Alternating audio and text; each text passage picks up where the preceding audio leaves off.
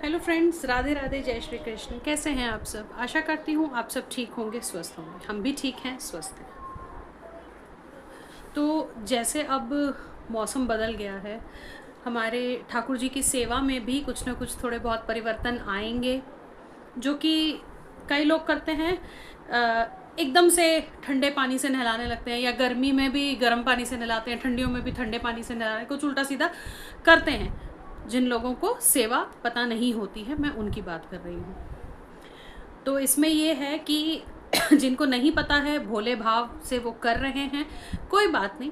जब जागो तब सवेरा, उसी तरीके से चीज़ें होती हैं। सो आज मैं आपसे दो चीज़ों पर बात करूंगी, जो है कि जैसे जैसे मौसम बदलता है उस तरीके से सेवा में कैसे कैसे परिवर्तन आते हैं, और दूसरी बात है कि भोग में हमें क्या क्या चीज़ें गर्मियों में शामिल करनी चाहिए या कर सकते हैं, अगर आपके पास उतना टाइम है। या जैसे अब देखो, टाइम की बात प्लीज़ मेरे को इस चीज़ में गलत मत लेना कि टाइम किसके पास नहीं होता, भगवान जी के पास टाइम सबके पास होता है।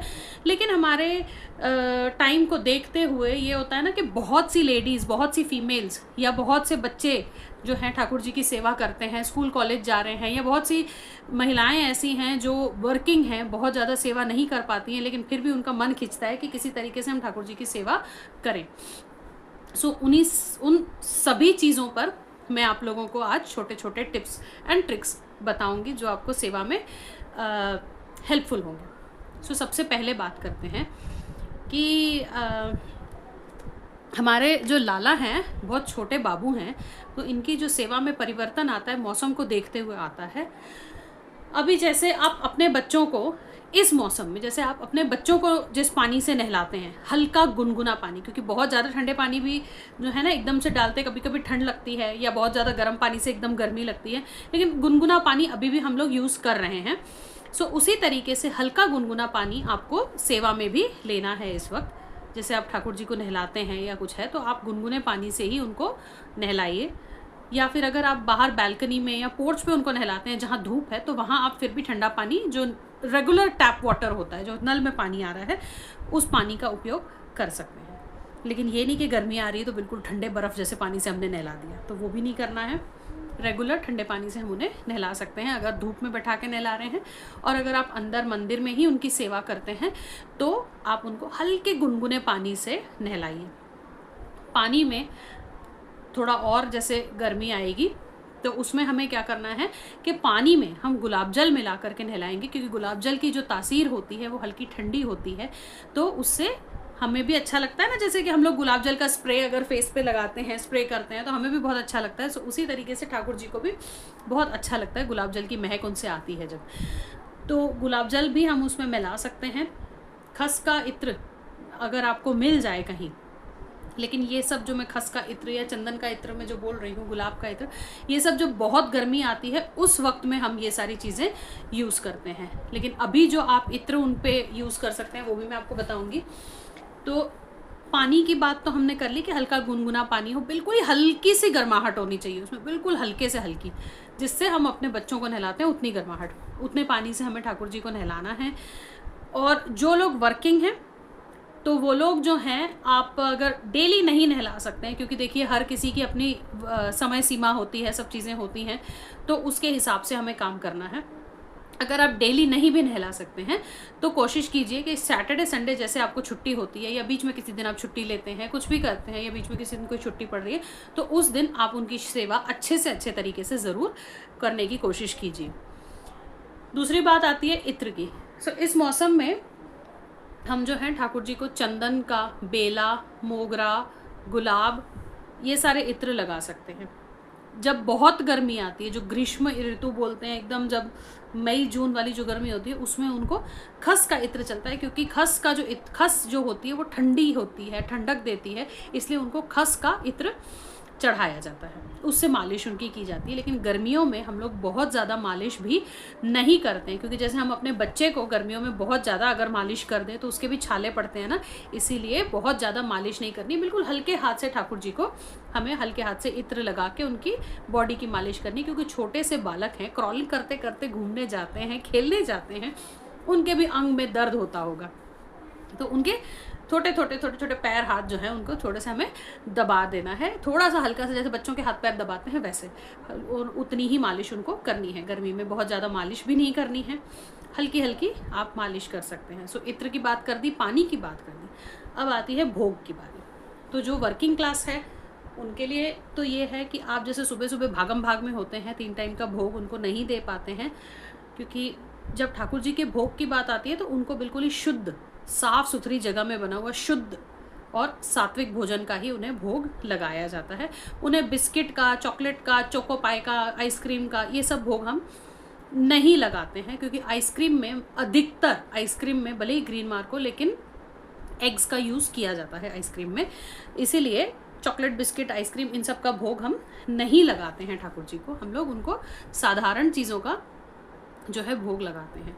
तो भोग में अगर आप लोग भागम भाग वाले हैं और ज़्यादा भोग आप प्रबंध नहीं कर सकते हैं, तो बेस्ट चीज़ जो आप कर सकते हैं वो ये है कि आप फ्रूट्स का या फिर ड्राई फ्रूट्स का, ये चीज़ों का आप भोग दे सकते हैं ठाकुर जी को।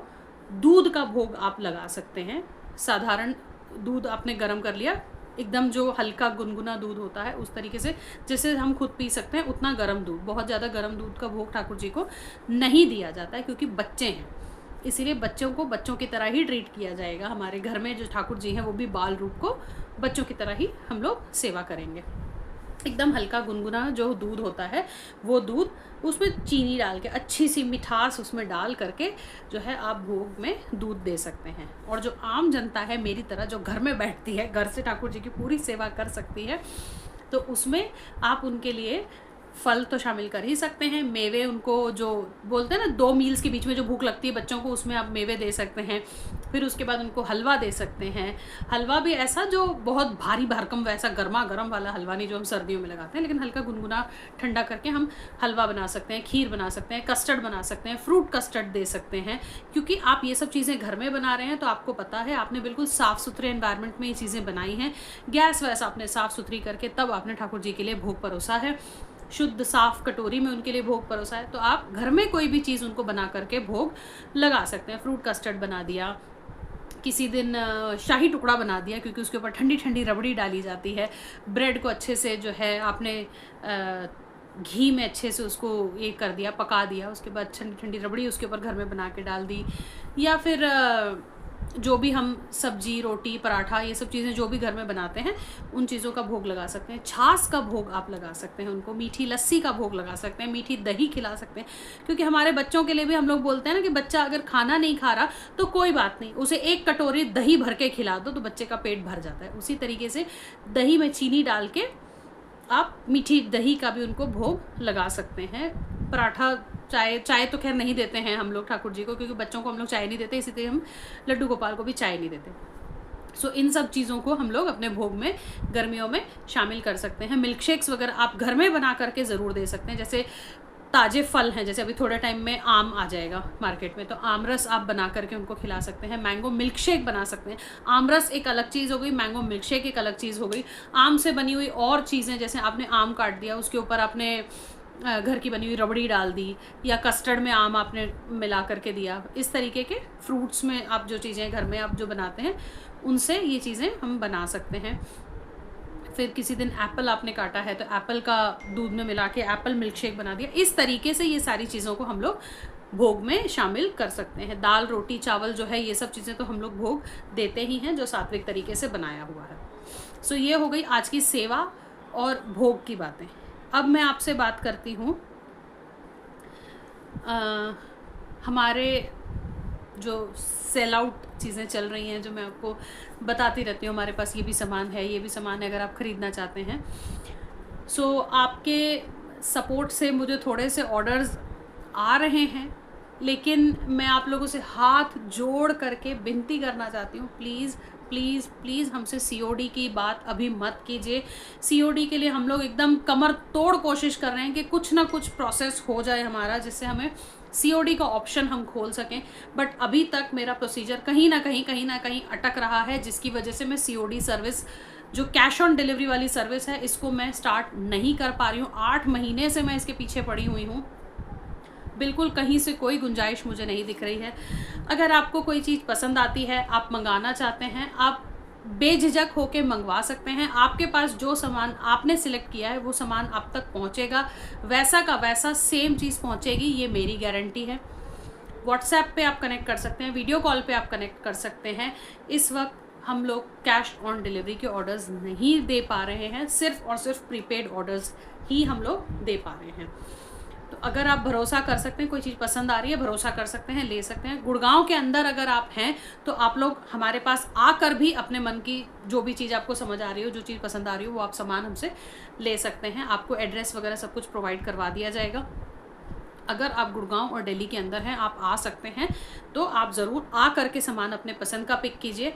बहुत सारी देख रहे हैं, जैसे माता रानी की चुन्नी वगैरह सब कुछ हमारे पास आ गई है नवरात्रों के लिए, लेकिन हाँ, COD नहीं हो पाएगा। जिस दिन मैं COD सर्विस स्टार्ट करूंगी, कैश ऑन डिलीवरी स्टार्ट करूंगी, मैं आप लोगों को बता दूंगी कि कैश ऑन डिलीवरी स्टार्ट हो गई है, आपको ऑर्डर्स प्लेस करने हैं तो आप कर सकते हैं। बट तब तक अगर आप लेना चाहें तो प्लीज़ मेरी आपसे रिक्वेस्ट है कि COD हम नहीं दे पाएंगे। सो आज का वीडियो मैं यहीं कंक्लूड करती हूँ।